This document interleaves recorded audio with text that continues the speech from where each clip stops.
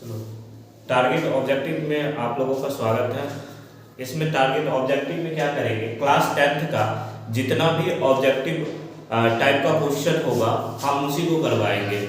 ठीक है, उससे पहले क्या करेंगे, ऑब्जेक्टिव टाइप क्वेश्चन करवाने से पहले हम थोड़ा सा थ्योरी देंगे, उससे रिलेटेड थ्योरी देंगे और उसके बाद हम उस पर आधारित लगभग 50 से 100 क्वेश्चन कराएंगे। किसी चैप्टर में 50 क्वेश्चन है, किसी चैप्टर में 100 क्वेश्चन है, किसी चैप्टर में 200 क्वेश्चन भी है। इसके आधार ये लगातार इस टाइप से आप इस चैनल से जुड़े रहेंगे तो कम से कम इसमें से तो एग्जाम में 50 नंबर का एग्जाम होता है ऑब्जेक्टिव का, तो उस 50 में से आपको 45-50 तो आराम से आराम आ जाएंगे, 50 में 50 आ जाएंगे, उसमें एक भी नंबर नहीं कटेगा। आप अगर जिस अनुसार हम बताएं उसी के अनुसार करते रहे तो चलिए शुरू करते हैं। सबसे पहला महत्वपूर्ण चैप्टर ये भी है, निर्देशांक ज्यामिति। ठीक है, इस पे भी आधारित क्वेश्चन ऑब्जेक्टिव अच्छे खासे क्वेश्चन आते रहते हैं। ठीक है, सबसे पहले निर्देशांक ज्यामिति में हम देखते हैं, इसमें दो चीज समझते हैं, एक होता है क्या एक्स एक्सिस और दूसरा होता है वाई एक्सिस। जो पृथ्वी तल के समांतर अगर रेखा खींची गई है, पृथ्वी तल के समांतर अगर कोई रेखा इस प्रकार से खींची जाए तो इसको क्या देते हैं, एक्स अक्ष। क्या कह देते हैं, एक्स अक्ष कह देते हैं। और अगर पृथ्वी तल से लंबवत कोई रेखा खींची गई है, लंबवत कोई रेखा खींची गई है तो इसको कह देते हैं वाई अक्ष। क्या कहते हैं, वाई अक्ष। अब दोनों एक्स अक्ष और वाई अक्ष दोनों जिस बिंदु पे कट करती है, दोनों जिस बिंदु पे कट कर रही है इसको बोल देते हैं मूल बिंदु। मूल बिंदु कहते हैं। अब देखो एक्स अक्ष से हम इधर की दूरी अगर लेते हैं, यहाँ पे मूल बिंदु पे हम 0 मानते हैं। क्या मानते हैं, 0। अगर कोई एक्स एक्सिस इस टाइप से आ रही है, यहाँ हम एक बिंदु यहाँ 0 मानते हैं। 0 से इस साइड जाते हैं तो प्लस वाला मान लेते हैं और 0 से इस साइड यानी कि लेफ्ट साइड जाते हैं तो माइनस वाला मान लेते हैं। जैसे 1 2 3 4 इस टाइप से हम इसका मान लेते हैं। इस साइड आएंगे तो -1 -2 -3 -4 इस टाइप से हम आगे लेते रहते हैं। तो 0 से हम इधर जा रहे हैं, राइट साइड में जा रहे हैं तो हम क्या लेंगे, 1 2 3 4 5 6। अगर लेफ्ट साइड में गए तो -1 -2 -3 -4।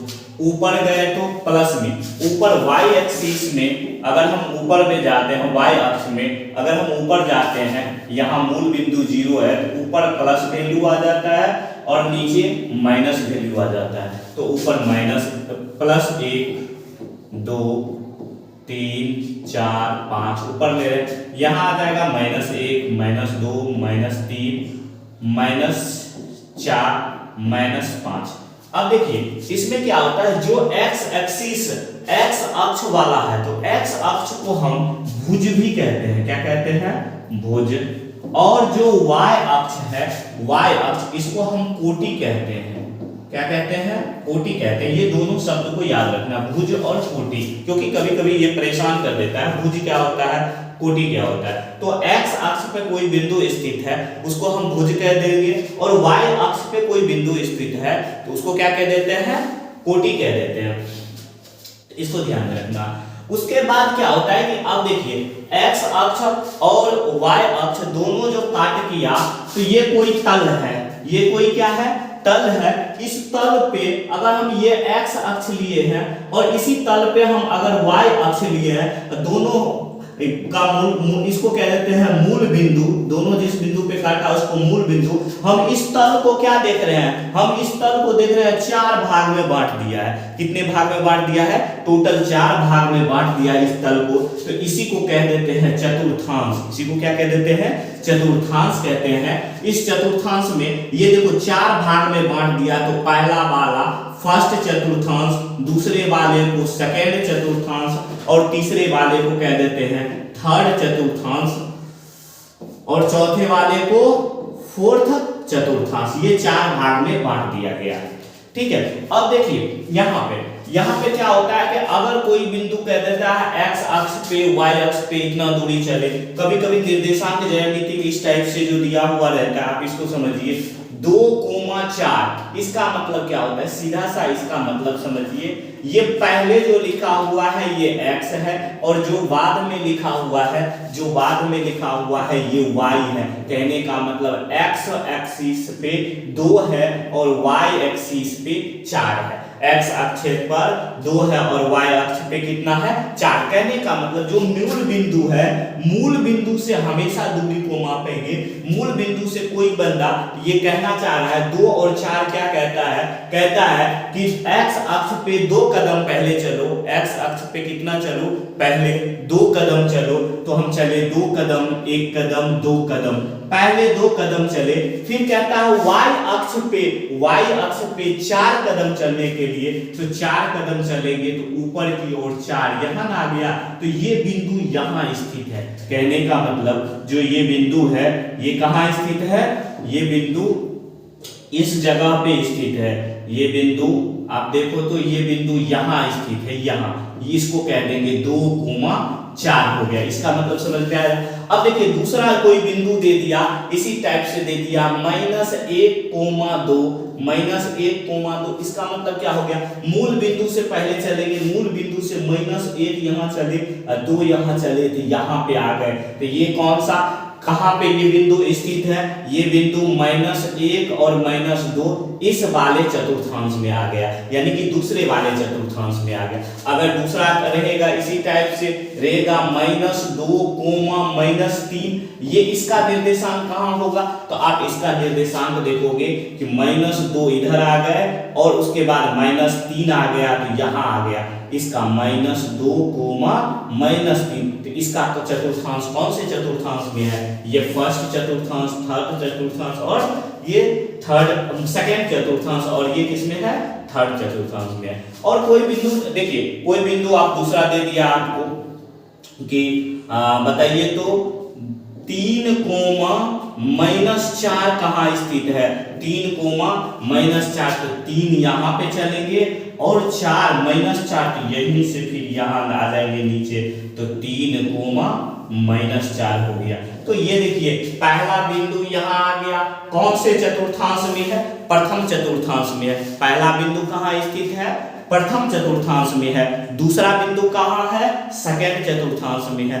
तीसरा बिंदु कहाँ है, थर्ड में है। चौथा बिंदु कहाँ है, फोर्थ में है। तो आपको ऐसे ही कभी ऐसे पॉइंट दे दिया जाएगा और पूछा जाएगा कि ये कौन से चतुर्थांश में है, बताइए, प्रथम की द्वितीय की तृतीय की चतुर्थ।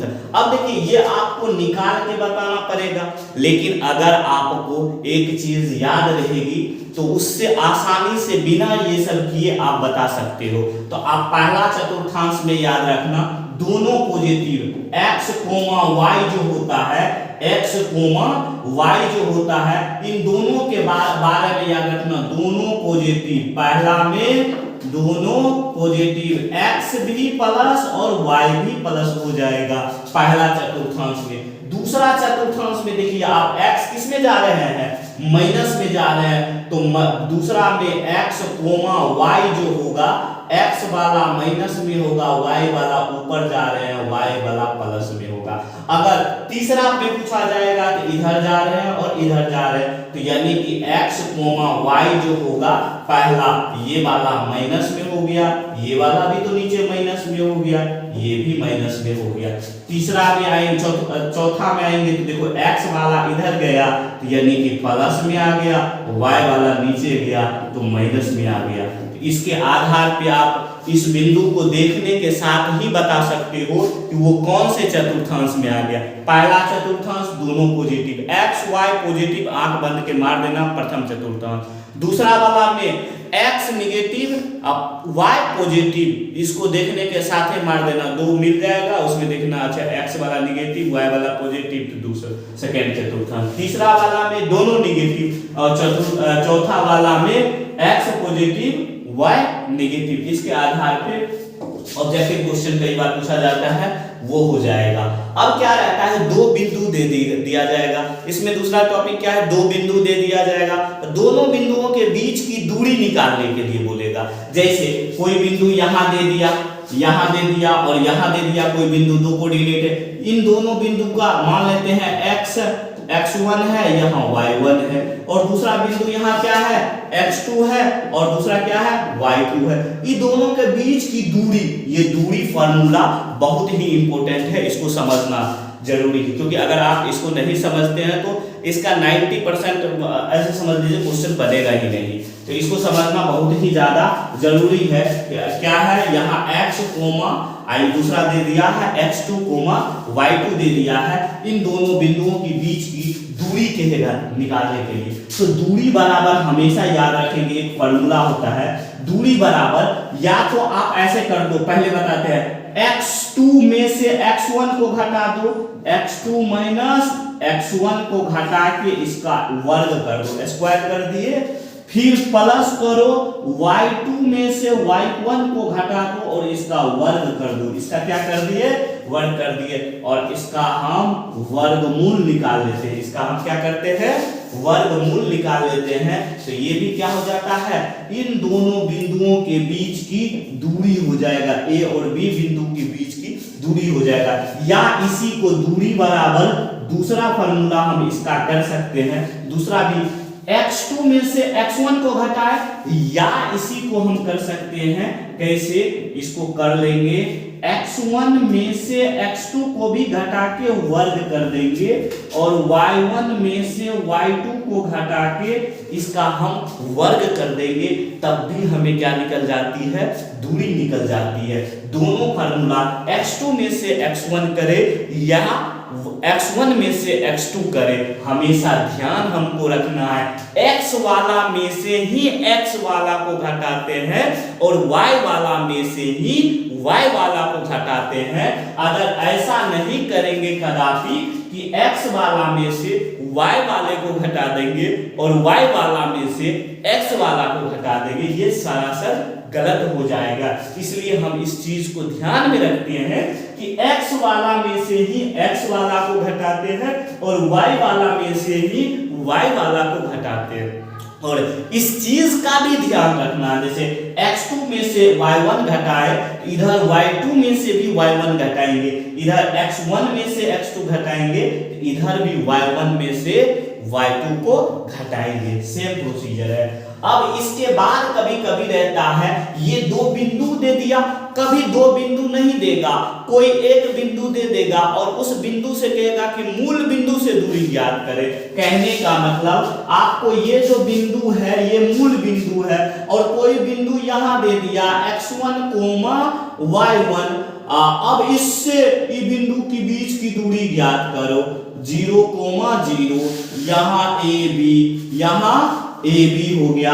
ये मूल बिंदु से दूरी कह रहा है निकालने के लिए, कहां से कह रहा है निकालने के लिए, मूल बिंदु से इस बिंदु की दूरी निकालिए, ये B तक की दूरी को ज्ञात करें। तो कैसे निकालेंगे मूल बिंदु से दूरी, देखो यहां से इसकी हम दूरी निकाल लेंगे, दूरी बराबर AB, अगर A बिंदु यहां मान ले AB, दूरी बराबर क्या हो जाएगा, रूट के अंदर सीधा सिंपल देखो तो x में से अगर हम 0 को घटाएंगे तो क्या हो जाएगा, तो x ही रहेगा ना, 0 तो कोई मतलब बनेगा नहीं, तो यहां मान लेते हैं x1 नहीं मानते y1, x, y मान लेते हैं, ठीक है। तो सीधा सा मतलब बन जाता है कि x का स्क्वायर प्लस y का स्क्वायर। अगर मूल बिंदु से दूरी ज्ञात करनी रहेगी, अगर मूल बिंदु से दूरी को ज्ञात करना रहेगा तो दूरी बराबर हम ध्यान में रखेंगे, रूट के अंदर जो x के जगह पे जो वैल्यू दिया हुआ रहेगा उसका स्क्वायर, जो y के जगह पे दिया हुआ रहेगा उसका स्क्वायर रूट निकाल देंगे, ये निकल जाएगा, दूरी निकल जाएगा। ये क्या निकल जाएगा, दूरी निकल जाएगा। अब हम आगे देखते हैं, ठीक है। अब देखिए दूरी निकालने का, दो बिंदुओं के बीच की दूरी ज्ञात करना है। समतल के लिए दो बिंदुओं के रेखाखंड, जैसे कोई PQ बिंदु है, x1 x2 y1 y2 है, तो उनके बीच की दूरी ज्ञात करना है तो सीधा सा मतलब x2 minus x1 y2 minus y1 इसका x2 माइनस x1 का whole square plus y2 minus y1 का होल स्क्वायर रूट अंडर कर दिए, या इसी को कह देते हैं भुज का अंतर, क्योंकि x वाले को क्या कहते हैं, x वाले को हम भुज कहते हैं और y वाले को हम कोटि कहते हैं। तो भुज का अंतर का स्क्वायर प्लस कोटि के अंतर का स्क्वायर कर देंगे तो दो बिंदुओं के बीच की दूरी निकल जाएगी, मूल बिंदु वाला ध्यान में रखना। आगे देखते हैं, अब आगे क्या आ जाता है विभाजन सूत्र, आगे क्या आता है, इसका इंपॉर्टेंट है क्या, इस पे आधारित क्वेश्चन जो है दूरी वाला हम देखेंगे जब ऑब्जेक्टिव क्वेश्चन करवाने लगेंगे उसमें हम देख लेंगे, आज थोड़ा सा थ्योरी है। अब देखते हैं क्या है विभाजन सूत्र, इसके बाद आ जाता है क्या विभाजन सूत्र। विभाजन सूत्र क्या होता है कि अगर कोई ये रेखा है, अगर कोई ये सरल रेखा ए बी है, इसको किसी भी अनुपात में बांट दिए, मान लो कि ये अनुपात बांट दिए, इधर 4 भाग आ गया, इधर 3 भाग आ गया, इधर क्या आ गया 4 भाग आ गया, इधर 3 भाग आ गया, यानी कि टोटल भाग कितना था 7, कितना भाग था 7। इसी को कहते हैं विभाजित कर देना, इसी को क्या कहते हैं विभाजित। विभाजन का क्रिया जो होता है बराबर भी हो सकता है और ज्यादा कम भी हो सकता है, ठीक है। तो ये ज्यादा कम हो रहा है, इसको मान के इस जो विभाजन की क्रिया हो रही है हम इसको मान लेते हैं, यहाँ पे ये बिंदु P है, इधर जो विभाजित हुआ इसको हम M मान लेते हैं, इधर जो विभाजित हुआ इसको हम क्या मान लेते हैं n मान लेते हैं, इसको क्या मान लेते हैं n मान लेते हैं। और जो पहला अब हम देखते हैं, देखिए इसको इसमें देख लेते हैं, यहाँ विभाजन में a b हो गया, यहाँ पे क्या है p बिंदु है, यहाँ से यहाँ तक, यहाँ से यहाँ तक a से p तक का जो बिंदु है इसको हम मान लेते हैं m, और यहाँ से यहाँ तक वाले को मान लेते हैं n मान लेते हैं, दोनों को क्या मान लेते हैं, इधर हो गया m, इधर क्या हो गया n हो गया।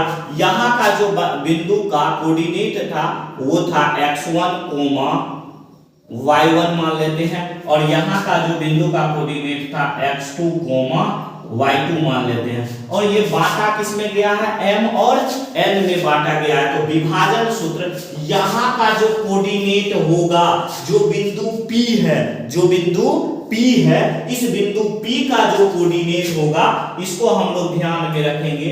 देखो x2 वाला लेंगे m के साथ, हमेशा याद रखना m into x2 plus n के साथ लेंगे x1 वाला, n x1 बटे में दे देंगे m प्लस n दे दिए। तो ये किसका कोऑर्डिनेट हो गया, या इस बिंदु पे, यहाँ पे ध्यान रखना, यहाँ जो बिंदु हो गया, यहाँ जो x, y कोऑर्डिनेट होगा, ये जो x का मान होगा वो इतना होगा, वो कितना होगा इतना, m x2 plus n x1 बटे m प्लस n, इस x वाले के कोऑर्डिनेट में होगा, x वाले के कोऑर्डिनेट में। अब y वाला का यहाँ कोऑर्डिनेट क्या होगा, तो इसमें भी ध्यान रखना है क्या, तो m के साथ y2 जाएगा प्लस n के साथ y1 आएगा, और बटे में हो जाएगा m प्लस n हो जाएगा, बटे में क्या हो जाएगा m प्लस n हो जाएगा इस चीज को। तो यहाँ का कोऑर्डिनेट हो गया विभाजन सूत्र में, ये हो गया x का कोऑर्डिनेट और ये हो गया y का कोऑर्डिनेट। तो x, y से विभाजन सूत्र में बीच वाला जिस बिंदु से विभाजित होगा उस बिंदु का कोऑर्डिनेट निकल गया है। क्लियर है ये चीज है, ये हो गया क्या विभाजन सूत्र हो गया। अब आगे देखते हैं, आगे सूत्र हम कुछ विभाजन सूत्र का क्या होता है अनुप्रयोग देख लेते हैं। विभाजन सूत्र का कुछ अनुप्रयोग कहां-कहां इसका इस्तेमाल किया गया है उसका हम देख लेते हैं। तो यहाँ देख लीजिए, यहाँ ये कट गया है, इसका जो इस बिंदु का कोऑर्डिनेट होगा x, यहाँ ये बिंदु है x1, y1 हो जाएगा, x1, y1 होगा इस बिंदु का कोऑर्डिनेट। अगर कोई भी, अगर दो बिंदु हमेशा याद रखिएगा, अगर यहाँ इसी विभाजन सूत्र का ही प्रयोग करते हैं, अगर इसका कोऑर्डिनेट a है, इसका कोऑर्डिनेट b है, ये मान लेते हैं x1 है, ये y1 है, यहाँ क्या है x2 है और दूसरा क्या है y2 है। ठीक है, इन दोनों ये दोनों कोऑर्डिनेट दिया हुआ है। इसका कहेगा कि इसको बराबर भाग में मध्य बिंदु ज्ञात करिए, यानी कि मध्य बिंदु का मतलब बीच वाला भाग। यहां से लेके मान लो यहां तक की दूरी, यहां से यहां तक की दूरी बराबर होगा। मध्य बिंदु में यही हो जाता है दोनों जगह की दूरी। जब इस बिंदु का मध्य बिंदु निकालना है x, y निकालना है, तो x के जगह पे हमेशा याद रखना है जो यहाँ का कोऑर्डिनेट है और जो यहाँ का कोऑर्डिनेट है x1 प्लस x2 करके 2 से भाग दे दो, और जो यहाँ का कोऑर्डिनेट है और वही यहाँ का कोऑर्डिनेट है, दोनों को जोड़ के क्या करना है 2 से भाग दे देना है। यही निकल गया यहाँ का मध्य बिंदु। क्या निकल गया? मध्य बिंदु निकालने का फार्मूला x1 x2 को जोड़ के 2 से भागा दे देंगे, x का कोऑर्डिनेट निकल जाएगा। y का कोऑर्डिनेट निकालने के लिए y1 प्लस y2 और उसमें 2 से हम क्या करेंगे भाग दे देंगे, तो ये y का कोऑर्डिनेट निकल जाएगा। अगर कोई मान लीजिए कि ये त्रिभुज दिया हुआ है, इस प्रकार से ये त्रिभुज दिया हुआ है, ये त्रिभुज दिया हुआ है, इसका बोल देगा केंद्रक G है। केंद्रक क्या है? G है। इसके केंद्रक को निकालिए। इसके क्या निकालिए? केंद्रक। केंद्रक हो जाता है जहां से सब दूरी क्या हो जाए बराबर हो जाए, तीनों बिंदु से बिंदु के बीच की दूरी बराबर हो जाएगा। तो ये केंद्रक का निर्देशांक बोलेगा निकालने के लिए। केंद्रक का निर्देशांक याद रखना हमेशा, यहाँ x1 x2 x3 तीनों को जोड़ दो, x1 plus x2 plus x3 बटे 3। तो ये जो केंद्रक है इसके x का क्या निकल गया? निर्देशांक निकल गया, कोमा y1 इसके जगह पे करेंगे y1 plus y2 plus y3 bye 3। यहाँ y का कोऑर्डिनेट निकल गया। किसका निकल गया? y का। यही हो गया इसका क्या हो गया? केंद्रक। ये क्या हो गया? केंद्रक। इसके द्वारा हम निकाल सकते हैं, कभी त्रिभुज के बीच का केंद्रक बोल देगा, कभी इन दोनों के मध्य का मध्य बिंदु निकालने के लिए यही फार्मूला लगा देंगे। यहाँ से यहाँ का मध्य बिंदु निकालें, ये फार्मूला, यहाँ से यहाँ मध्य बिंदु निकालने के लिए ये बीच वाला फार्मूला। ठीक है, तो मध्य बिंदु निकालने में कोई दिक्कत नहीं है। x coordinate y coordinate, x वाले को x के साथ जोड़ के 2 से भाग दे देंगे, y वाला को y के साथ जोड़ के 2 से भाग दे देंगे। अगर किसी त्रिभुज में दिया हुआ है उसका केंद्रक बोल रहा है निकालने के लिए, केंद्रक निकालने के लिए x जितना कोऑर्डिनेट, तीनों का x कोऑर्डिनेट को जोड़ के 3 से भाग, तीनों के y निर्देशांक को जोड़ के 3 से भाग कर देंगे, तो ये इसका क्या निकल जाएगा? केंद्रक का जो निर्देशांक होता है, केंद्रक का जो निर्देशांक होगा वो निकल जाएगा। क्लियर है? अब आगे हम देखते हैं त्रिभुज का क्षेत्रफल। कभी पूछेगा कि त्रिभुज का क्षेत्रफल निकालिए। हम नॉर्मली त्रिभुज का क्षेत्रफल क्या जानते हैं? कोई भी त्रिभुज होता है उसके बारे में हम जानते हैं 1/2 गुना आधार गुना, हम जानते हैं 1/2 गुना आधार गुना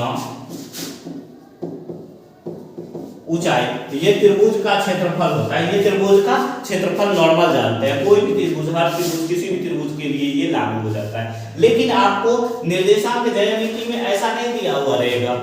ये जो है आधार नहीं दिया रहेगा, ऊंचाई नहीं दिया रहेगा, वो कोऑर्डिनेट के फॉर्म में देगा, x1 y1 के फॉर्म में दे दिया। तो x1 y1 के फॉर्म में दिया हुआ रहेगा कि इसके लिए आपको ध्यान रखना जो त्रिभुज का क्षेत्रफल है, क्षेत्रफल ये तो पता ही है x2 1/2 तो होगा ही, और इसमें 3 कोऑर्डिनेट त्रिभुज है, इसमें कितने कोऑर्डिनेट? एक यहाँ a बिंदु, b बिंदु, c बिंदु, यहाँ मान लो x1 y1, यहाँ क्या हो जाएगा x2 y2, यहाँ क्या हो जाएगा x3 y3।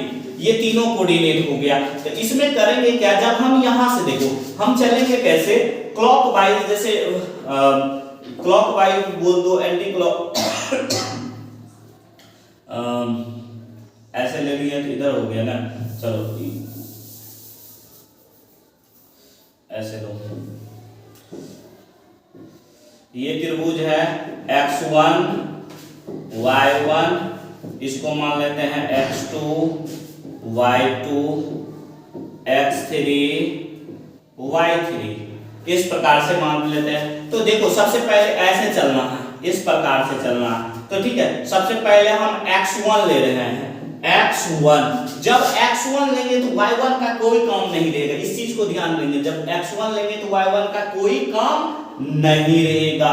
अब हम y पे चलेंगे, देखो यहाँ कौन सा आ गया y2, यहाँ कौन सा आ गया y3, तो हमेशा ध्यान रखेंगे y2 पहले आया है तो ब्रैकेट ले लो, y2 में से y3 को घटा दो, इसको बंद कर दो, हो गया। फिर यहाँ चलेंगे प्लस, दूसरे पे आ जाओ, यहाँ पे x दूसरे पे आएंगे तो क्या हो जाएगा, यहाँ पे देखो x2, यहाँ क्या आ गया x2, तो यहाँ ले लेंगे x2, तो यहाँ देखो x2 ले लिए हैं तो y2 नहीं लेंगे। अब ऐसे ही चलेंगे तो यहाँ कौन सा आ गया y3 आ गया, कौन सा आया y3, और y3 के बाद कौन सा आया y1, तो यहाँ लेंगे y3 माइनस y1। फिर इसके बाद चलो आगे चलेंगे, कौन सा आगे चल रहे हैं, आगे चलेंगे। अब ये हो गया पहले, तो इसको समाप्त, ये भी हो गया तो इसको समाप्त। यहाँ कौन सा है x3 ले लेंगे, यहाँ ले लिए x3 भी है तो y3 हमको नहीं लेना है, कहाँ आ जाना है x1 पे, सॉरी y1 पे, कहाँ आना है y1 के बाद कौन है y2, यहाँ हो जाएगा y1 माइनस y2। तो इस प्रकार से अगर हम इस फार्मूला को clockwise x1 y1 x2 y2 x3 y3 इस प्रकार से हम क्लॉकवाइज याद करते हैं, ये क्षेत्रफल वाला फार्मूला आसानी से हमको याद भी हो जाती है, कभी कंफ्यूजन भी नहीं रहेगा, बिना कोई कंफ्यूजन का ये फार्मूला भी रहेगा और बना रहेगा। ऑब्जेक्टिव टाइप क्वेश्चन के लिए इतना नहीं करना है, उसके लिए हम बताएंगे क्या करना है आपको। जब क्षेत्रफल बोलेगा निकालने के लिए, त्रिभुज का क्षेत्रफल निकालने के लिए ऑब्जेक्टिव टाइप के लिए ही बस अप्लाई करना है, 2 नंबर या 3 नंबर या 5 नंबर में बोला जाएगा, तो इस टाइप से आपको निकालना है। तो देखो, जब अगर एक चीज बोलो इस टाइप से निकाल रहे हैं त्रिभुज का क्षेत्रफल, इस टाइप से निकालने लगे ऑब्जेक्टिव टाइप क्वेश्चन में कितना टाइम खा जाएगा, क्योंकि ऑब्जेक्टिव क्वेश्चन में आपके पास समय बहुत कम होता है। तो इसके लिए आपको करना क्या है, 3 कोऑर्डिनेट दिया गया है आपको, देखिए तो 3 कोऑर्डिनेट हम एक नया पेज ले रहे हैं, ठीक है, उस पे हम समझाते हैं। तीन कोऑर्डिनेट दिया गया है, एक x1, दूसरा क्या दिया है y1, और तीसरा दिया है x2 y2, और दूसरा कोऑर्डिनेट क्या दिया है x3 y3। ये भी कोऑर्डिनेट, ये तीनों कोऑर्डिनेट दिया हुआ है, ठीक है। ये तीनों कोऑर्डिनेट से आपको क्या करना है, क्षेत्रफल को निकालना है। क्षेत्रफल वो भी आसान तरीका से निकालना है, आपको फार्मूला पे ले जाना है। तो करना क्या है, आपको सीधा लिखो x1 y1 x2 y2 x3 y3, अब फिर इसी वाले को फिर से एक बार लिख दो x1 y1, लिख दिए इस वाले को। अब आप करो क्या, आपको करना क्या है, ऐसे इसको इससे गुना कर दो, इसको इससे गुना कर दो, इसको इससे गुना कर दो, और जो गुना करने के बाद यहाँ देखो 1/2 लिखो, देखो यहाँ x1 गुना y2 प्लस x2 गुना y3 प्लस x3 गुना y1। ये जो आया इसमें से घटा दो, इसमें से घटा देंगे किसको, इस ऐसे गुना को गुना कर दो, माइनस x2 y1 प्लस फिर इसको इससे गुना करो x3 y2 प्लस फिर इसको इसमें से गुना कर दो x1 y3। इसको करके इस सब को गुना करके जोड़ देना, इसमें गुना करके जोड़ देना। अभी लग रहा होगा कि यही कठिन है वही आसान है, लेकिन जब आप क्वेश्चन बनाओगे ना, क्वेश्चन में फटाफट गुना हो जाएगा। जैसे 3 गुना 2 रहेगा 3 गुना 6, 4 गुना 3 रहेगा 4 किया 12, इस टाइप से तुरंत गुना भी हो जाएगा और मन में ही इसका एडिशन यानी कि जोड़ भी लोगे, और उसमें फिर इसका जोड़ के लिख लो, इसका जोड़ के लिख के उसमें से घटा दो, 2 से भाग कर दो, वही क्या आ जाएगा, इस त्रिभुज का क्षेत्रफल आ जाएगा। क्लियर है। अब चलते हैं हम ऑब्जेक्टिव क्वेश्चन पे चलते हैं, बहुत टाइम हो गया, कितना टाइम देंगे थ्योरी में,